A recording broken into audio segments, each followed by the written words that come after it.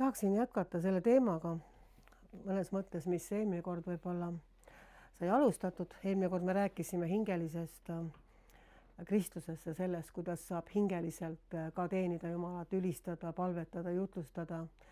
Ja ometi ei ole see Jumala viis asju ajada, vaid Jumal on meid käskinud teda kummardada vaimus ja tões. Ja see, kuidas teda vaimus teenida, vaimus ära tunda, vaimus kummardada, see on see siis, mis on hästi oluline meie jaoks. Ja kui inimesed ei ole nii-öelda sellest veel päriselt aru saanud, siis ma väga usun ja palvetan, et inimesed tulevad selles asjas ka nagu ilmutuslikule arusaamisele. Sest sissejuhatuseks või õigemini sissejuhatavaks lauseks ma võiks öelda, et meid on tuhandeid aastaid treenitud kuulama oma mõistuse häält, olema hingeliselt juhitud, tegema loogilisi järeldusi, olema nii-öelda kutsutud toetuma oma füüsilistele meeltele ja kõigele informatsioonile, mida me sünnist saadik siis omandame. See on see, kuidas see maailm on tuhandeid aastaid treeninud olema.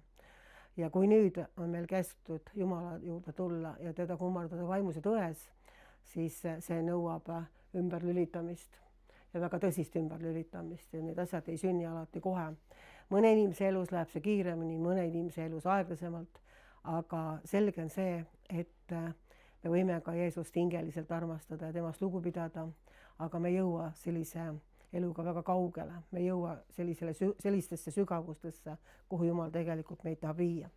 Ja ma võtaksin tänaseks kirjakohaks kõigepealt, kuna ma tahan rääkida, kuidas ära tunda kuradi mõtteid ja te kohe saate ka aru võib-olla, miks ma sellise teema just sellise hingelise Kristuse jätkuks nagu valisin, on siis üks selline esimesi kirjakohti, mis ma endale nii-öelda selgeks sain ja mõtlesin, vau, et see on ikka super kirjakoht Piiblis. Ja see on Jakobuse 4 ja 7-10. Siis alistuge Jumalale, seiske vastu kuradile, siis ta põgeneb teie juurest. Tulge Jumala ligi, siis tema tuleb teie ligi. Puhastage käed, te patused ja kasige südamet ja kaksipidi mõtle. Tundke ära oma viletsus ja leinake ja nutke. Teie naer muutuge nutuks ja teie rõõm tusaks. Alanduge issand ette, siis ta ülendab teid. See on selline huvitav kirjakoht, eriti see salm 7, kus ma tahakski nagu praegu alustada, et siis alistuge Jumalale ja seiske vastu kuradile, siis ta põgeneb teie eest. See oli mul üks esimesi kirjakohti, mida ma pähe õppisin oma kristlikus elus, sest see tundus väga lahe. Mõtle, seisa vastu kuradile, ta põgeneb su eest. Kes ei tahaks näha, et kurat põgeneb ta eest? Kõik tahaksid seda näha. Me teame seda, et ta on alistatud meie jalgade alla, me teame seda, et Kristus on võitnud, ta on täielikult kuradi alistanud. Ja kui ma olin noor kristlane, siis ma kuulsin ka üsna tihti selliseid lauseid või repliike, et kurat, ta on nii loll, et tema ei saa midagi enam aru ja ta ei saa midagi enam teha ja ta võib-olla üldse kuskil magab koopas ja kes seda teabki üldse, kas teda üldse olemas on. No päris nii keegi ei öelnud, aga taheti nagu maalida natuke selline pilt, et temast ei ole mitte mingisugust vaenlast ega eksitajat ega mõjutajat meie nii-öelda kristlikule elule. See on ühelt poolt tõsi, aga teisest küljest ei ole tõsi. Tõsi on ta nii, et kui sa tead, kes sa oled Kristuses, kui sa oled saanud ilmutuse sellest, kes sa oled Kristuses, siis tõepoolest need asjad ei toimi enam, mida vaenlane sinu pihta loobib. Nad ei toimi sellepärast, et sinu sees on uus identiteet ja sa oled saanud selle ilmutuse uuest identiteedist. Aga kui sul ei ole seda ilmutust täielikult, kes sa oled Kristuses, siis on tegu väga kavala vaenlasega, kes oskab nii peenelt ühte või teistpidi inimesele läheneda, et tema kohta kindlasti ei saa öelda, ta on nii loll, tema ei tea midagi, tema ei saa midagi aru, tema ei tee enam midagi. Kui temast ei oleks meile mingisugust vaenlast, siis ei oleks kindlasti piibel täis kirjakohti, mis kutsuvad üles meid palvetama lakkamatult, head võitlust pidama ja nii edasi, seisma vastu kuradile. Järelikult on palju peenemasi ja see on see, et mida ma tahakski kõigepealt siin rääkida, et probleem selle kirjakoha mõistmisel alistuge Jumalale, seiske vastu kuradile, siin on nagu selline väike, ütleme mõnikord nagu osaliselt vääriti mõistmine, et me peame saama kõigepealt ilmutuslikult aru, mis tähendab üldse alistuda Jumalale. Ja teine pool on siis sellest seiske vastu kuradile, aga nüüd küsimus on see, kas me tunneme ära, et see on kurat, kes ühel või teises liinis meie elus üldse tegutseb. Et see on nagu need kaks mõtet, mida ma tahaks kõigepealt nagu tuua. Et kõigepealt ma alustan sellest, kas me tunneme üldse ära teinekord, et see on kurat, kes meie elus tegutseb. Kui me oleme maailmas, siis me loomulikult kui me tuleme välja maailmast, oleme maailmas olnud, siis me saame aru, et mis on nagu kurjuse teod, eks ole. Kurjuse teod, igasugused halvad asjad, kurjad asjad, kiusatused, ahvatlused, patuteele meelitamised. Need on sellised nähtavad asjad, mis me tegelikult teame, et okei, see on nüüd vaenlane ja seda ei peaks nagu tegema. Aga et tunda ära peenemalt seda, kuidas vaenlane võib meie mõttemaailma rünnata, selle läbi usku meil mõjutada, usku röövida ja iseenda ja Jumala pilti moonutada, siis sellega ei saa lihtsalt nii lihtsalt hakkama, et me vaatame, et aga väliselt on ju justkui kõik hästi, väliselt ma ei ela patus. Olete kindlasti kuulnud inimesi ütlemas, et aga ma ei ole teinud midagi pahasti. Isegi maailma inimesed ütlevad teinekord niimoodi, et aga ma ei ole teinud midagi kurja. Ma ei ela patus, eks ole, ma ei ole kellegi tagant varastanud, ma ei ole kedagi tapnud, ma ei valeta, ma austan oma isa ja ema. Ja kui me sellele toetume, siis tundubki, et väliselt on kõik korras. Aga ma tahaksin natukene tuua nagu vahe sisse, mismoodi, ütleme, tavaline inimene tunnetab neid asju ja mismoodi meie tegelikult pühavaimu täis kristlastena peaksime neid asju kogema ja tunnetama. Kõigepealt, mis asi annab meile märku üldisel juhul sellest, kas me oleme teinud mingit pattu või kas me oleme nii-öelda vaenlase kiusamise all või kuidagi nii, on südametunnistus. Et olete nõus, südametunnistus on ka ju tegelikult igal inimesel olemas. Ühel on ta võib-olla tugevam, teisel on ta nõrgem, aga südametunnistus on see, mis üldiselt annab märku ja südametunnistuse põhjal me tegelikult teeme tihtipeale ka sellised iseenda hindamisotsused ja teiste hindamisotsused. Et kui mu nii-öelda südametunnistus on puhas, ma ei ole teinud teatud asju, millest südametunnistus mind nii-öelda hukka mõistab, siis on justkui väliselt asjad korras. Olete nõus sellega? Ka ma mõtlen, kui mina näiteks ei olnud veel kristlane, kui ma olin teismeline näiteks, ma mäletan situatsioone, kus ma tundsin, et ma tegin valesti seda, et ma ei oleks pidanud seda tegema. Ma ei olnud pühavaimu täis, ma ei olnud uuesti sündinud, ma ei käinud koos Kristusega, ma ei tundnud piiblita. Ma olin täiesti ateistlikus perekonnas üles kasvanud. Aga ometi mul oli märguanded, ma tundsin, kui ma tegin midagi valesti, kui ma võib-olla, ma ei hakka nüüd oma isiklike paturegistrit teile siin praegu ette lugema, siis läheks võib-olla 3 aastat aega, ma ei tea, sest see ei olnud lühike, aga ütleme nii, et süda andis märku, ma tegin valesti. Aga ma teist korda veel tegin seda sama asja ja 3. korda ka, siis ta hakkas tuhmuma äkki. Ma tundsin, et ei, see on päris okei on seda või teist või 3. teha. Tegelikult ei olegi nagu midagi hullu, ei juhtunud ju midagi hullu. Ja südametunnistus hakkab paaduma inimesel, kui me eirame teatud asju, kui me eirame neid hoiatusi, mis meil sees on. Aga mis on nagu oluline teada, et mida võib-olla paljud inimesed vajavad sügavamalt mõista, et südametunnistus annab sulle ainult osaliselt märku.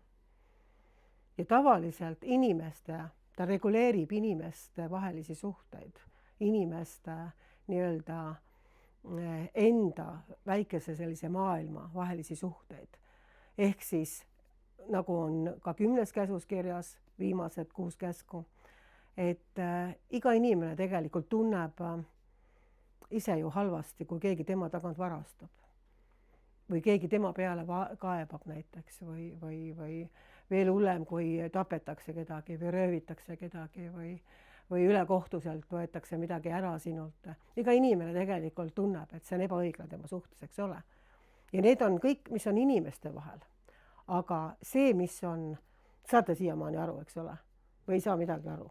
Öelge vähemalt keegi midagi. Ja et selles mõttes, et südame tunnistus, ma tahan selle selge vahe sisse tuua, mõistab hukka sind inimeste vahelises regulatsioonis peamiselt. Ja ka nendel inimestel, kes ei ole piiblit lugenud, kes ei ole lugenud 10 käsku, kes ei ole tulnud Jumala juurde, täpselt samades asjades on see südametunnistus tegelikult ikkagi neil olemas, nagu ma just ette lugesin.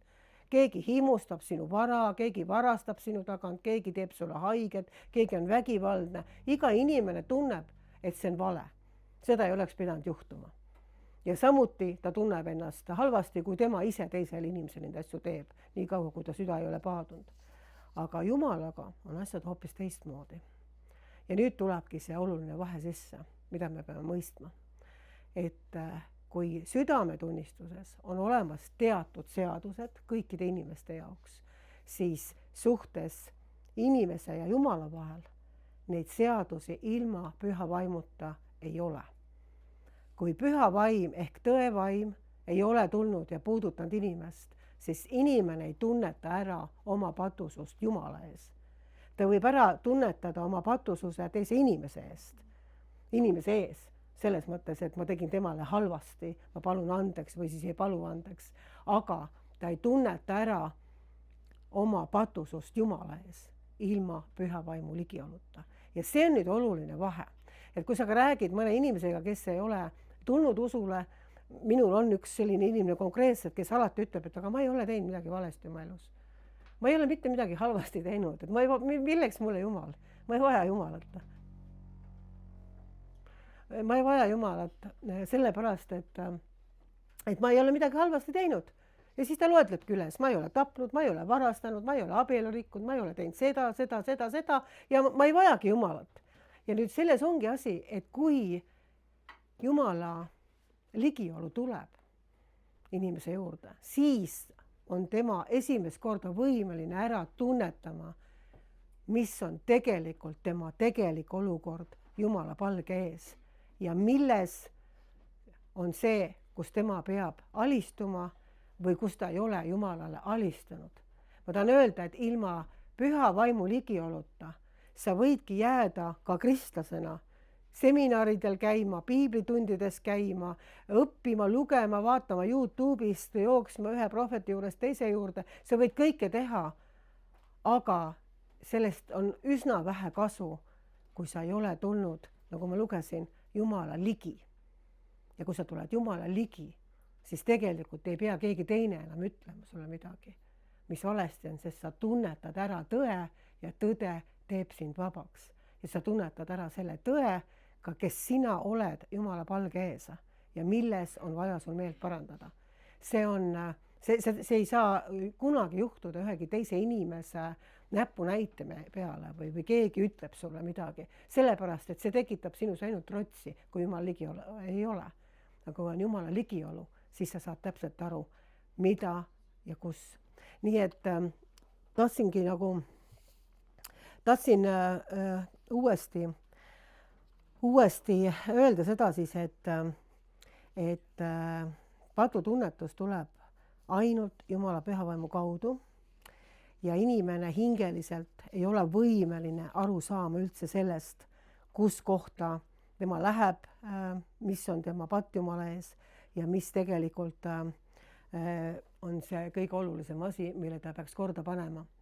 Et näiteks inimeste sees, kes ei ole tulnud Kristuse juurde, väga paljud, ütleme, sellised loodusrahvad, nendel on ka, mina nimetan seda nagu kajaks, nende sees on ka tegelikult üks umbkaudne teadmine selles suhtes, et kusagil on kuskil keegi, nagu ma just ütlesin, et püha vaim toob sulle tõe, aga kui sul sees ei ole püha vaimu, siis ütleme siis maailma inimesed tunnetavad ka seda, et kusagil on äkki kõrgem jõuda, kusagil äkki keegi teab rohkem, kui sina tead, kusagil äkki keegi on võimeline näiteks sinu saatust juhtima, kusagil keegi on võib-olla andeks andmas või lepitamas, nad ka tunnetavad seda. Et ma kunagi uurisin natukene erinevaid loodususundeid ja ma nägin, kuidas seal on alati üks ühine joon. Enamustel on ühine joon. Nad tunnetavad tegelikult, et nad vajavad lepitust ja sellest on tulnud ohverdamine. Erinevad ohverdused on tulnud sellest, et inimene kuidagi, nagu ma ütlengi, tal on nagu mälestus sellest, mis kunagi oli. Ja ta tunnetab, et ta vajab tegelikult lepitust, aga samas ta ei tunneta veel tõde. Ta justkui üritab, eks ole. Samamoodi ta tunnetab, et kusagil on keegi äkki, kes teab rohkem. See on see põhjus, miks nad jooksevad, eks ole, sensitiivide juurde, kus iganes seda infot on saadud, eks ole, et äkki keegi teab rohkem. Aga miks nad jooksevad? Sellepärast, et inimese sees on see lootus alles, et kusagil keegi teab sinu kohta rohkem äkki. Aga ometi ei ole see tõetunnetus. Samamoodi võiks jääda rääkimagi nendest asjadest, mida tegelikult inimene kogu aeg igatseb ja ootab, aga seda päris asja saab ta siis ainult aru, kui ta tuleb Jumala juurde, kui ta tuleb Jumala ligi ja Jumala püha vaim näitab talle täpselt, mis on tõde tema jaoks ja paljastab kuradi valed. Nii et kui kas või vaatad nagu hämarat ruumi, oled hämaras ruumis, siis sa tegelikult ei näe, mis seal nurkades võib olla. Või pimedas ruumis üldse võib keegi koledalt häält teha kapi taga ja sa jooksed suurest hirmust minema, sellepärast, et sa ei tea, kes seal on. Võib-olla see on mina, kes ehmatab siin näiteks. Aga sa jooksed ikka hirmuga minema, eks ju, sest sa ei tea, kes seal on. Aga kui sa paned lambi põlema ja paned väga tugeva lambi põlema, siis kõik asjad saavad paljastatud. Ka kõige väiksemad, ma ei tea, ämblikuvõrgud või mis iganes seal nurgas võib olla, see saab nagu paljastatud. Ja see on see tegelikult, kuhu Jumala vaim tahab meid kõiki juhtida. Et meil ei oleks ühtegi kohta, mille üle kurat omab õigust öelda, et see paik selles inimeses kuulub minule. Ja see on see koht, mille kaudu mina saan tulla tema ellu ja ma saan teda mõjutada. Saate aru, see on nagu auk sinu telgisa, mille kaudu ta saab tulla. Ja sellepärast on kõigepealt punkt 1 äärmiselt oluline, et me õpiksime eristama kuradi mõtteid, et me õpiksime neid ära tundma ja me õpiksime aru saama, mismoodi tema tegelikult võib inimesele nii peenelt läheneda, et sa ei tunnegi teda ära. Ja siis sa ei saagi ju talle vastu seista, kui sa ära ei tunne. Nii et see on selle asja nagu eesmärk, miks ma seda räägin praegu. Et kui on öeldud, et seisa vastu kuradele, siis minu jaoks tuli nagu see küsimus, et aga kas me tunneme üldse ära teda tihtipeale? Kas me üldse tunneme ära, et tegelikult see on mingi vaenlane, kes tahab ja püüab minu hinge, kes püüab minu hingerahu, kes püüab võib-olla minu tervist erinevatel põhjustel. Ja sellepärast ma toon uuesti selle näite kunagi, mis oli minu elus, mille pärast ma seda kirja kohta mitmeid ja mitmeid kordi olen tahtnud nagu rõhutada, et kui minu elus oli kunagi kristlasena, noore kristlasena, oli üks väga tugev rünnak. Mul oli selline tunne, et ma suren ära lihtsalt. See oli nagu mingi väga tõsine rünnak oli ja ma tundsin ka, kuidas üks nii-öelda kurivaim seisis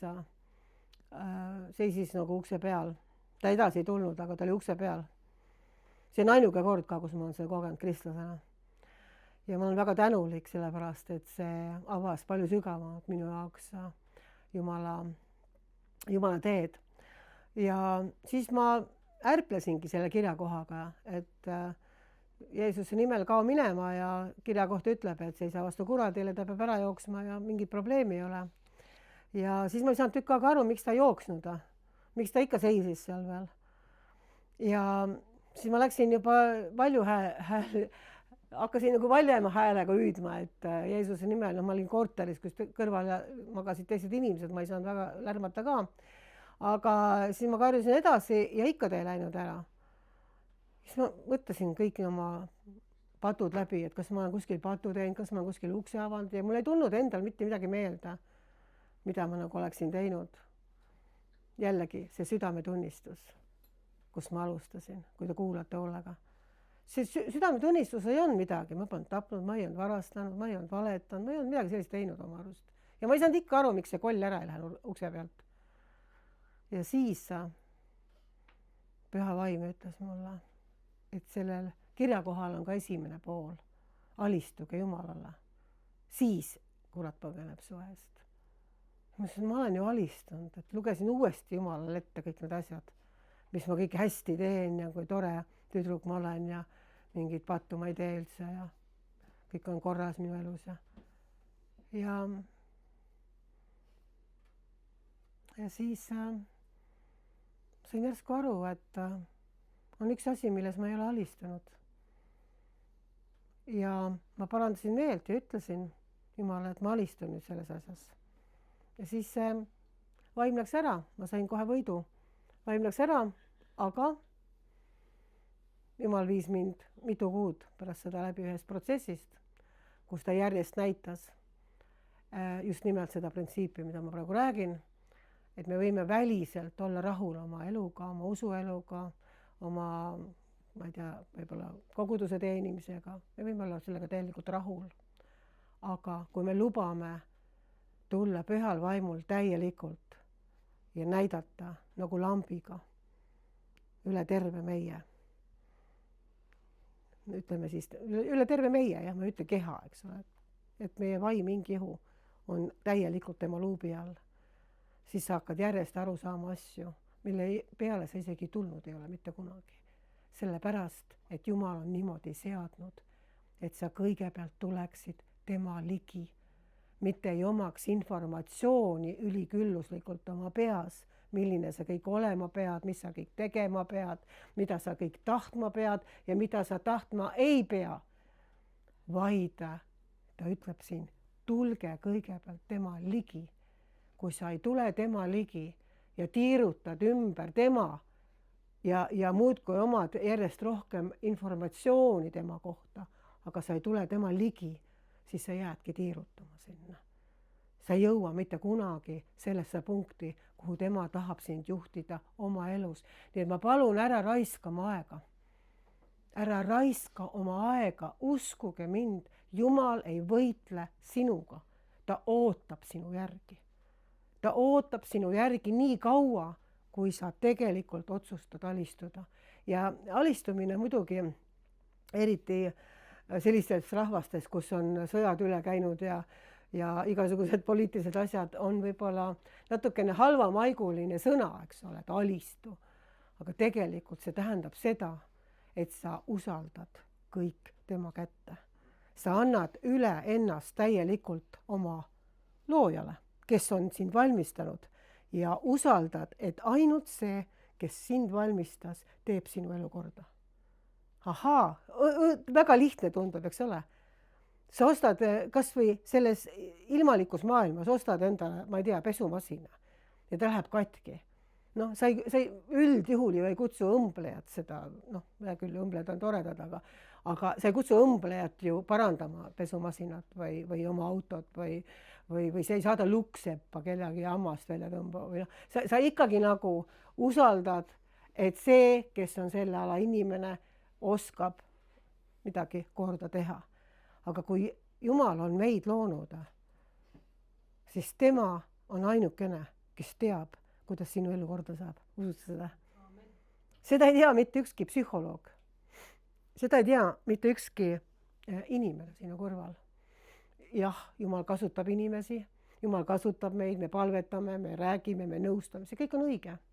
Aga see on abivahend, mis on ajutine. Kellegi prohveteering, kellegi nõustamine, kellegi palvetamine, kellegi piiblitund, see on teeviit, lühiajaline abivahend, mõistate, mille peale me ei saa jääda hingama. Et nüüd ma lähen jälle sinna, nüüd ma lähen jälle sinna, seal ma kuulen seda, sealt ma kuulen seda, see on ajutine asi. See ei ole see, milleks Jumal on üldse loonud sind. Ta on loonud, et sa lähed tema ligi ja saad nii-öelda tema lambi valgustuse enda peale, kuni ei ole sinus ühtegi kohta, mille üle kurat saab õiguse tulla ja nõuda midagi. Ma nägin hiljuti unes iseenda kohta siin umbes 6 aega tagasi, kuidas 2 meest tulid ja nõudsid minu kulda endale. Ja nad tulid ja neist õhkus kuidagi sellist asja, et neil on õigus tulla mind varastama paljaks. See on väga huvitav moment tuleb nüüd. Nad tulid, nagu neil oleks õigus. Aga mina teadsin, et neil ei ole õigust. Ja ma ütlesin, teil ei ole õigust. Te ei saa minu käest mitte midagi varastada.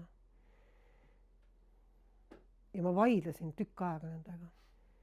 Ja siis järsku nad taganesid ja läksid minema ja ei tulnud enam tagasi. Ja kui ma üles ärkasin, siis ma mõtlesin, tunne ära kuradi mõtted. Tema on kavalam ja targem kui sina, arvesta sellega.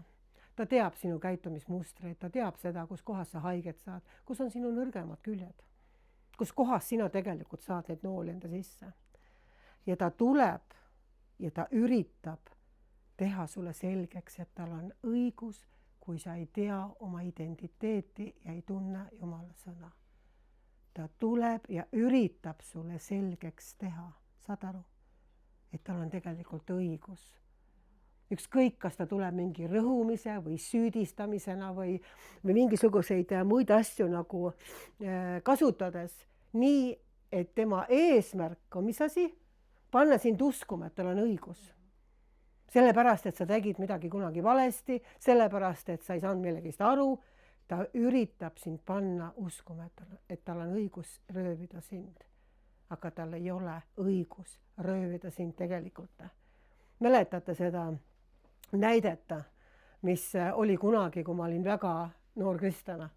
Ma olen seda päris palju rääkinud, aga see oli see murdepunkt, kus ma sain aru, et kurat on varas ja Jumal ei taha mitte kunagi, et sind varastatakse paljaks, et varastatakse midagi, mis kuulub sinule.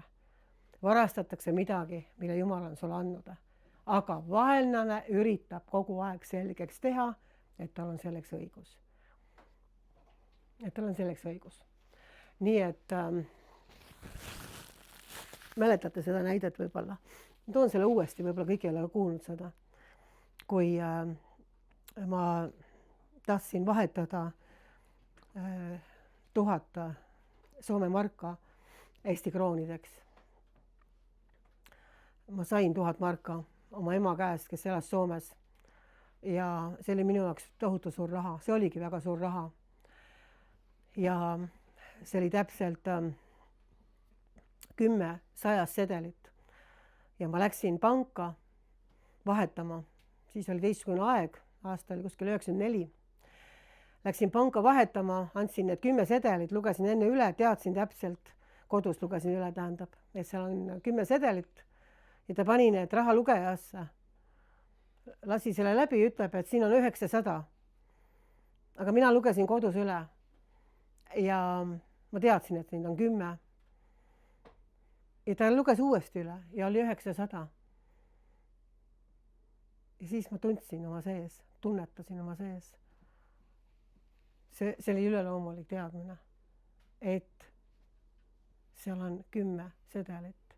Ja mina ei tea, miks ta loeb 9, aga seal on 10 sedelit. Ja ma ütlesin talle seda, mina andsin teile 10. Ta ütleb, aga teie andsite mulle 9. Ja siis hakkas mu peas mõttelahing. Aga äkki, vaadake nüüd seda näidet uuesti, kerime natuke tagasi. Minu sees oli tunnetus, et on 10.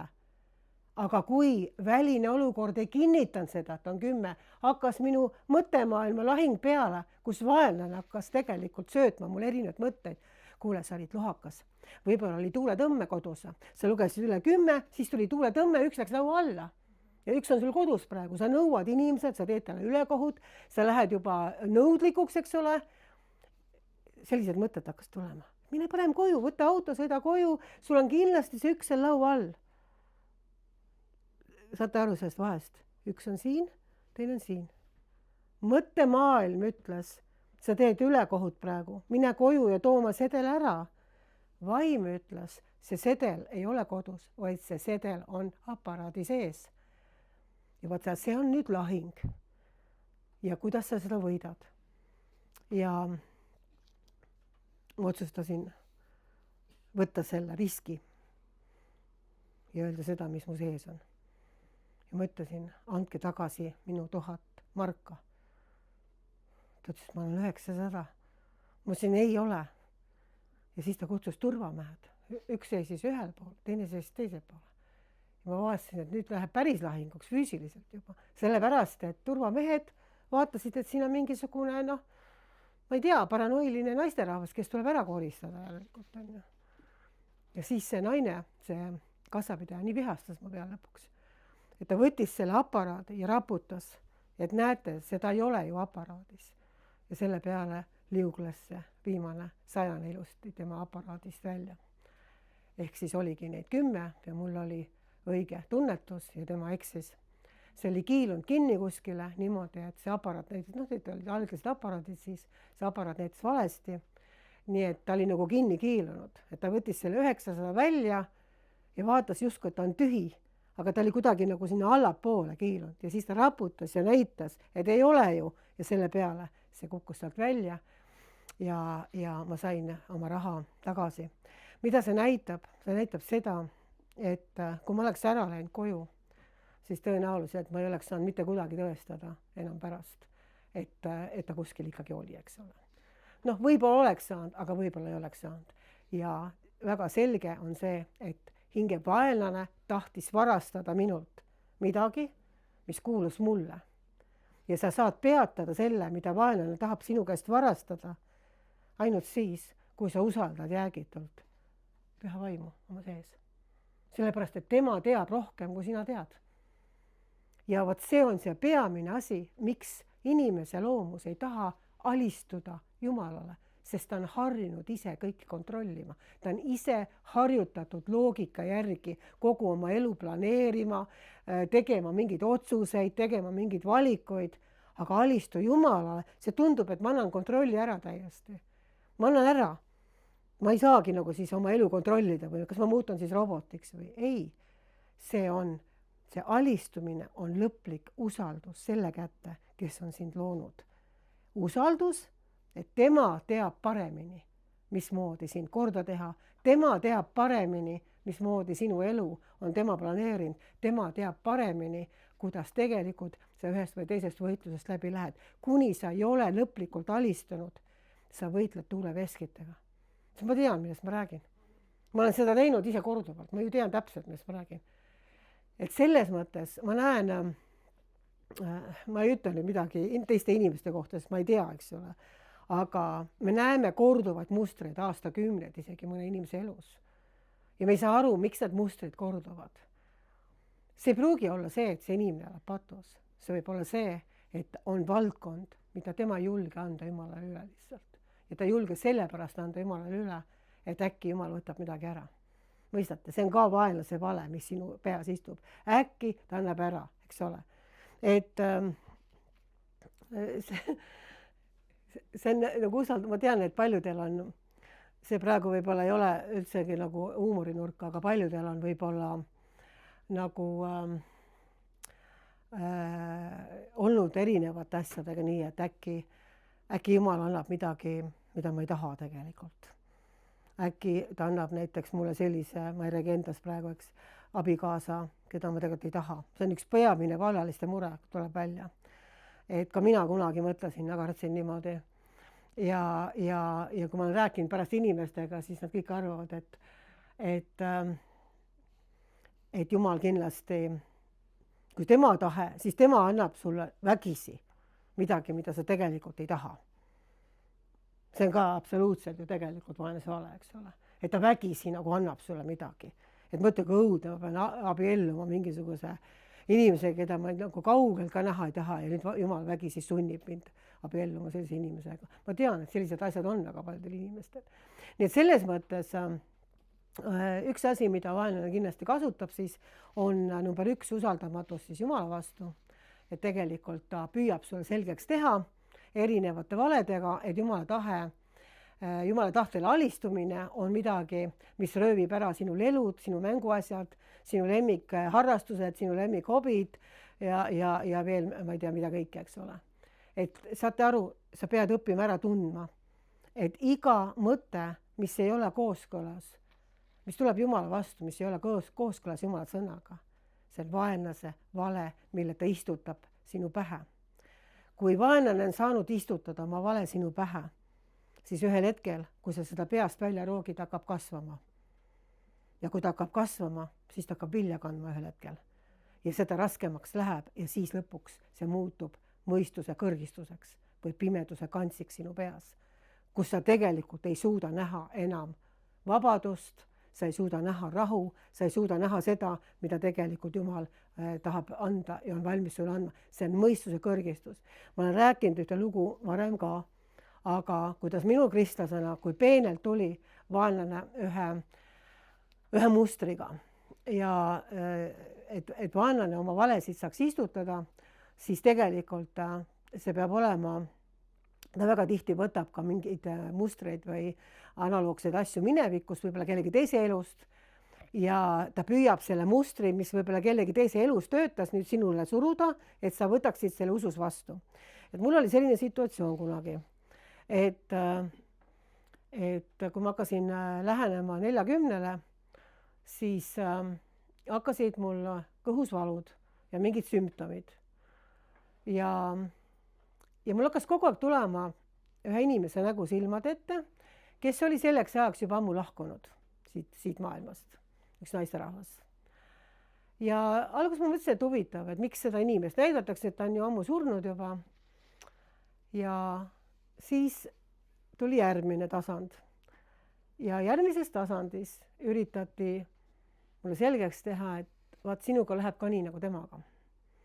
Et tema suri siis vähki, see naine, ja tal ka olid valud. Ja vaata, nüüd sul on samamoodi täpselt. Ja umbes sea oma asjad korda, et tegelikult see muster nüüd, mis oli tema elus, see tuleb ka nagu sinu ellu. Ja kui sa oled sellises punktis, siis on 2 võimalust. Kas sa tunnetad ära, et see on hingevaenlane, kes üritab sulle praegu mingeid mustrite kaudu panna sind hirmu alla, mingisuguse paanika alla, mingisuguse muu asja alla, või sa paljastad ja ütled, kurat, see oled sina, ma keeldun uskumas sind, ma keeldun vastu võtmas seda ja sa tühistad selle. Mina alguses olin peaaegu valmis kaasa minema, sest see tundus niivõrd ehe, aga ühel hetkel, kui ma tõsiselt palvetasin, ma sain aru, et see on hingevaenlane, kes üritab mulle midagi selgeks teha, et ma võtaksin selle vastu ja hakkaksin seda uskuma ja selle usu nii-öelda hirmu kaudu, mis on usuvastane, laseksin siis sellel valel enda sees juurduda. Ja kui ma selle paljastas, siis kõik need sümptomid kadusid ka ära. Mul ei olnudki mitte midagi viga, absoluutselt. Ja sümptomid pole siiamaani tagasi tulnud, aga vaadake, kui peenelt ta kogu aeg otsib. Kunagi ma nägin ka sellise unenäo nii-öelda sellest möörika ja lõukoerast ehk siis lõvist. Ma nägin, et mul oli maja, kus ma elasin ja uksed ja aknad olid laudadega kinni löödud, et keegi sisse ei saaks. ja lõvi jooksis ümber maja ja üritas igatepidi vaadata, kas on kuskil mõnda lauda, mis logiseb natukene. See oli väga selline prohvetlik unenägu, kus ma siis nägin, mismoodi tegelikult vaenlase strateegia meiega on. Ta jookseb ja ta üritab loksutada mingit kohta. Vaadata, kas see hakkab rohkem loksuma, kas ma saan sealt käpa sisse. Ja kui ta ei saa, siis ta läks järgmisesse kohta ja ta hakkas seal. Ja piibel ütleb väga selgelt, et ta tegelikult jookseb ja vaatab, keda ta saab neelata. Ja põhiline asi, millega kristlased tegelikult maad annavad, ongi kõigepealt see mõttemaailm. Et kui nad võtavad vastu mingid seemned, mida vaenlane sinna üritab külvata ja sa ei tunne ära, et see on vaenlane, siis sa ka ei seisa vastu talle. Sellepärast, et see kirjakoht ütleb, et seiske vastu kuradile, aga kui sa ei tunne isegi ära, et see on kurat, siis sa ei saa ka talle ju vastu seista, eks ole. Et selles mõttes on väga oluline õppida tundma tema mõtteid ja sa pead õppima seisma vastu ja nägema, mida Jumala sõna ütleb selle kohta. Nii et sa ei saa väga vastu seista, jah, kui sa ei tunne ära, et see on hingevaenlane, eks ole. Aga teine asi muidugi, mis ka väga takistab seda jällegi nii-öelda sellist telgiaukude kinnitoppimist, on omaenese õigus, mis on tihtipeale palju visam kaduma kui ükskõik missugune patt meie elus. Just nimelt, et mitte Jumala õigus, vaid sa seisad nagu omaenda õiguse peal. Ehk siis, kui tekivad situatsioonid ja olukorrad, kus sa tunned, et sulle tehakse liiga või sinuga käitutakse halvasti või valesti või tehakse midagi pahasti, siis enamus inimestel tekib selline omaenese õigus. Aga ta ju käitus minuga halvasti, ta tegi ju, mul on ju õigus olla solvunud, mul on õigus olla pahane, mul on õigus vihastada.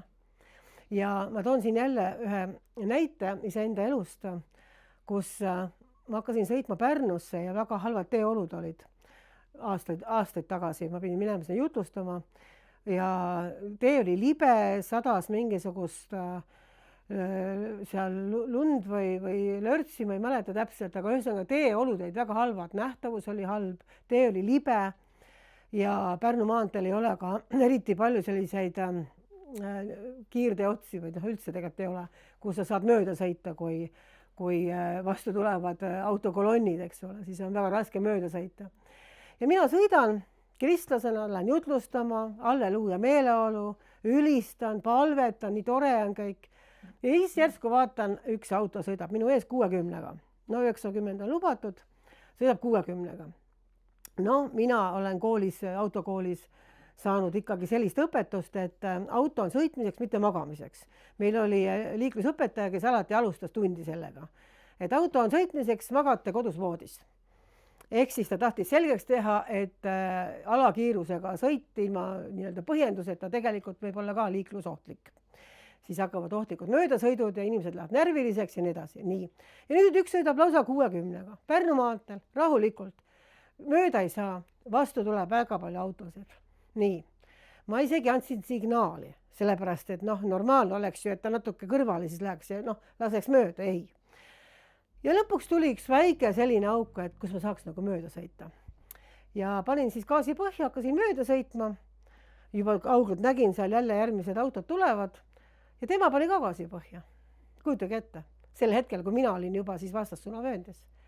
Ja tema pani ka gaasi põhja ja ma ei saanudki temast mööda. Ja tee on libe ja tema sõidab juba 100-ga ja mina sõidan 110-ga. Ja siis tema sõidab juba 110-ga ja mina 120-ga. Ja ma näen, et autod juba on kohe ja ma ei saanudki sealt mööda. Ja siis ma tõmbasin uuesti niimoodi tema taha. Ja mis sa arvad, mis ta tegi siis? Hakkas jälle 60-ga sõitma. Võt sellised inimesed on olemas. Nii. Ja see nüüd küll ei käi enam, eks ole. Et ta mööda ei lase, aga ta ei lase mul ka sõita ja mul juba kiire. Nii, ja nüüd on see koht, mis sina siis teed. Mina vihastasin. Kuidas selline asi võimalik on? Tõesti vihastasin. Ma mõtlesin, et kas see vihastamine aitab praegu? Ei aita, on ju. Aga mis Jumala sõna ütleb? Palvetage nende eest. On ju? Kes teid taga kiusavad ja aga mis sa arvad, et see on lihtne või? Kas see on lihtne, kui sa tõustad vihane, hakata palvetama inimese ees, kes taga kiusab? Aga Jumal sõna ütleb seda. Ja teate, ma tegin seda. Alguses hambad ristis. Siis Jumal ütles, et tee. Hambad ristis. Oi, ma õnnistan, eks ole. Aga siis tead, selle sõna on nagu meelevald. Sa hakkad ütlema õnnistan, siis tuleb juba armastus ja tuleb ja lõpuks hakkas lõbus ja siis ma palvetasin. Mitte kaua, mõni minut. Ja see auto pani suuna sisse ja jättis seisma äkki auto. Tee kõrvale. Mis iganes põhjus see oli. Ja ma sain rahulikult sõita oma kiiruse edasi ja oligi kõik. Ja siis ma sain aru, kui lihtne see kõik on. Usaldada Jumala sõna. Aga meie emotsioonid, meie liha on see, meie oma enese õigus ei taha alla anda. Sellepärast, et nii kaua, kui me käime oma enese õigusega, me tegelikult ei saa võitu sellest, mis vaimumaailm on. Sest Jumal on andnud ühed reeglid. Ta on andnud ühed reeglid ja need on kirjas Jumala sõnas. Ja kui meie järgime neid reegleid, mismoodi tema on käskinud teha, siis tegelikult me käime võidus. On nii. Nii et selles mõttes igasugune selline nii-öelda, no väga paljud inimesed ka ütlevad, et et jah, et mul kogu aeg läheb niimoodi ja läheb mul halvasti kogu aeg ja nii edasi, eks ole. Sellest me oleme ka rääkinud, et tegelikult isegi kui on see kõik tõsi, mis on sinu elus juhtunud, siis on aeg, nii nagu Tõnis Mägi laulus, selg sirgu lüüa. On aeg ajada püsti ennast ja tegelikult öelda, siit ma tulena. Mul on antud sõnamõõk, mul on antud usukilp, mul on kiiver peas, on nii? Praegu jah, võib-olla te ei näe, aga see on nähtamatu kiiver. Aga kui sa saad aru, missugune sõjavarustus on Jumala poolt sulle antud, siis tegelikult ainuke asi, kus ta saab tulla, on augud sinu telgis. Ja augud sinu telgis kõige tavalisemal moel ei tule mitte suure patuga, nii nagu kunagi Allan Kroll tõi näite, et kurat ei ütle talle, mine tee suitsu või mine hakka jooma. Eks ju. See ajab naerma ennastki, see ei ole tema jaoks kiusatus. Ja kui sinu jaoks ei ole nähtavad kiusatusi, siis seal võivad olla asjad, mis tegelikult sinu mõtte maailma lahingul takistavad sind alistumast Jumalale. Ja kui sa ei ole andnud üle Jumalale neid asju, siis sa ei näe võitu nii kaua lõplikult, kui sa ei ole seda teinud. See on Jumala seadus ja see on tegelikult nii lihtne.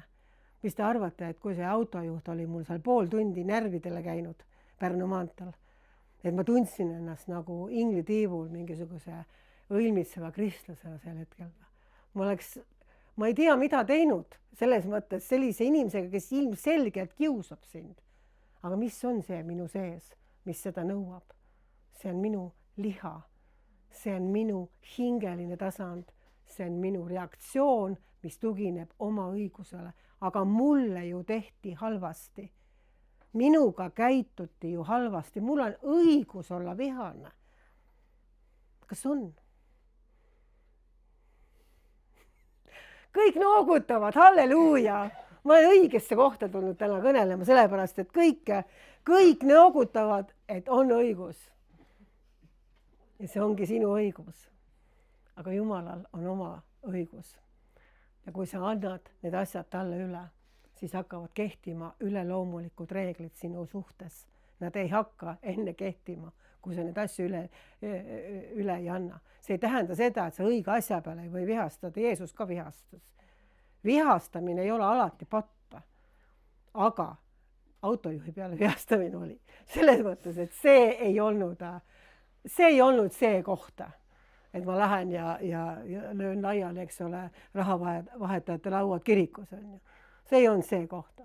Jumal väga täpselt näitas, et kuni sa järgid selle maailma reegleid, isegi kui sulle tundub, et on õigus, siis tegelikult sa ei näe üleloomulikku võitu.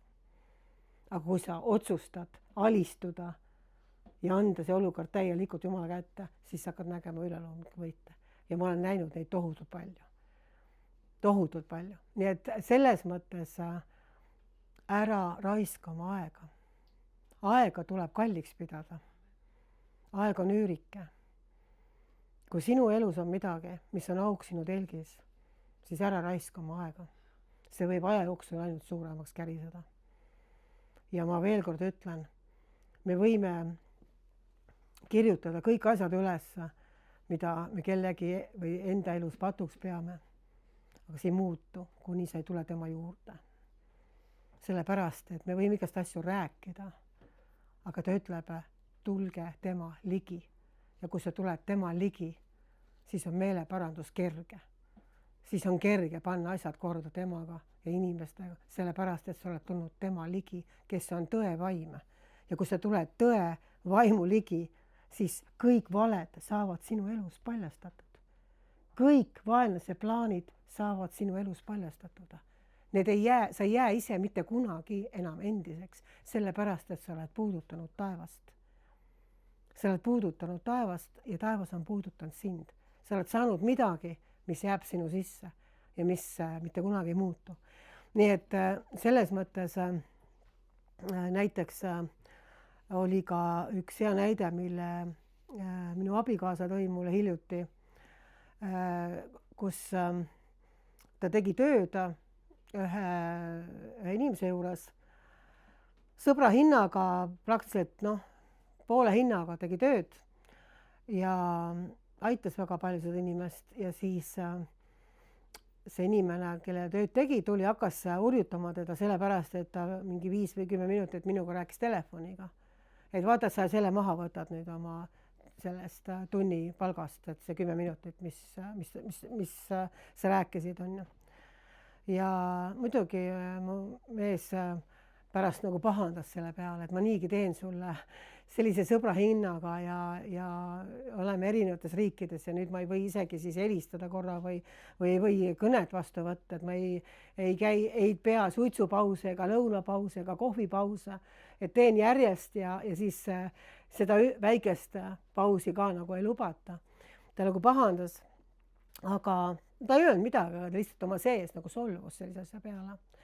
Aga siis, kui ta sai täis püha vaimu, ma olen sellest ka rääkinud siin, ja ta sai nii täis püha vaimu, et millist kogemust tal kunagi varem polnud olnud, siis ta ütles, et kõik need mõtted, isegi see mõte, mis ta mõtles selle, kellele ta tööd tegi ja kes helistada ei lubanud, need järsku nagu, see on tunne nagu õhk oleks täis olnud kõiki neid asju, mis tegelikult ei olnud Jumalas mõeldud.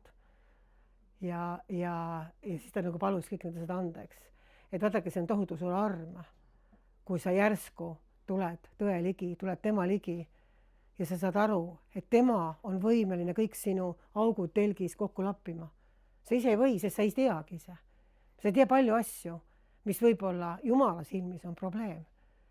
Nii nagu ta mulle, ma ei hakka enam seda lugu küll nüüd kordama, aga nii nagu ta kunagi näitas mulle seda seebiooper asja. See oli probleem minu ja tema vahel. Ja ma ütlesin, aga see pastor vaatab Schwarzeneggeri filme ja temal on kõik okei, võidmine töötab kõik, eks ole, ja vaatab filme, midagi ei juhtu. Miks mina ei või vaadata? Jumal vaikis selle koha pealt, sellepärast, et minu asi ei ole kellegi teise asju arvustada. See oli minu jaoks sellel hetkel probleem. See oli ebajumal minu jaoks. Aga mina inimlikult ei tulnud selle peale, sellepärast, et ma näitasin näpuga naabrimehele, sest tema ka vaatab ja mitte midagi ei juhtu. Küsimus ei ole ju selles, et ei või midagi vaadata telekast. Küsimus oli selles, et minu jaoks oli see ebajumal sel hetkel. Ja Jumal näitas, kui suur ebajumal ta on. Ma sain alles siis sellest aru, kui ma loobusin sellest. Sinnamaani ma mitu päeva vaidlesin, see ei ole ebajumal minu jaoks. Aga kui ma otsustasin, et ma loobun sellest ja näitan Jumalale, et ta eksib, sest see ei ole minu jaoks ebajumal. Ja siis ma loobusin sellest ja siis ikka täitsa õudne, mis lahti läks. Siis ma sain aru, et ikka Jumal on targem kui mina. Tema teadis täpselt, et see oli ebajumal ja ma piinasin mitu nädalat ennem, kui ma lõplikult vabaks sain sellest oma vahel öeldes. Aga ma sain vabaks. Ja siis pärast mõtlesin appikene küll. Kuidas üldse inimene tuleb selle peale, et Jumalast targem olla? või et tema teab nagu paremini, kuidas asjad käivad. Kuidas üldse inimene tuleb nagu sellise ülbe mõtte peale iseenda suhtes mõtlesin, on ju. Et Jumal teadis täpselt, mis on see, mis on minu tema vahel sel hetkel. Aga mina püüdsin selgeks teha, et ta eksib. Ja tuli välja, et mina eksisin.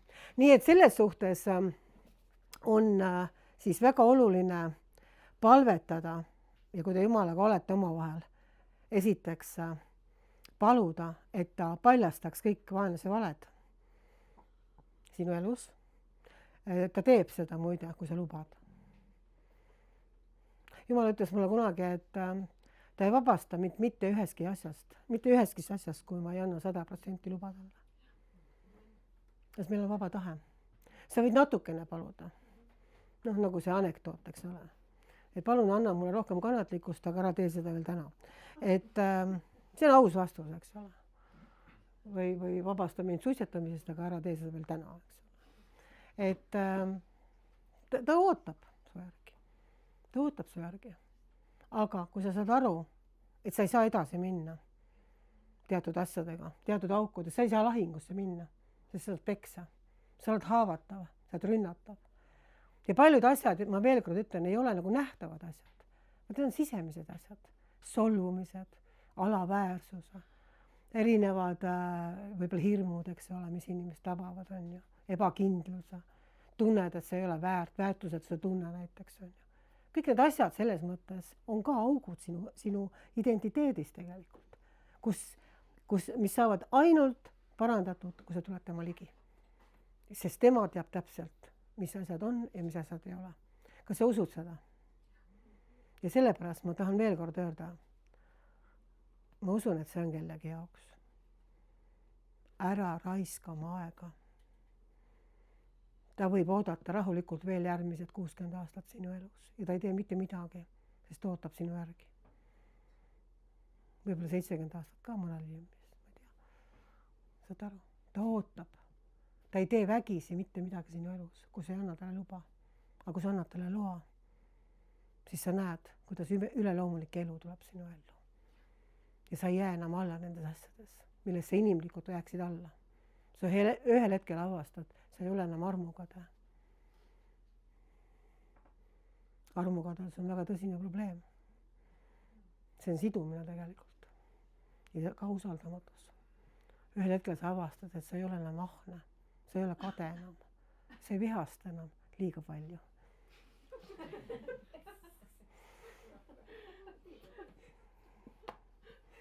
Mis ma ütlesin midagi valesti? Et me kõik oleme protsessis. Me kõik oleme protsessis. Aga ma lõpetan täna selle lausega. Õpi tundma oma vaenlast. Õpi tundma tema mõtteid. Ja kui sa ütled, aga kuidas ma tunnen, siis, mis ma ütlesin, tule kõigepealt tema ligi. Siis saavad vaenlase mõtted paljastatud, vaenlase valed saavad paljastatud ja siis on väga kerge sul juba anda need asjad üle, ehk siis alistuda ja sa näed, kuidas vaenlase väed sinu elust hakkavad lahkuma. Amen.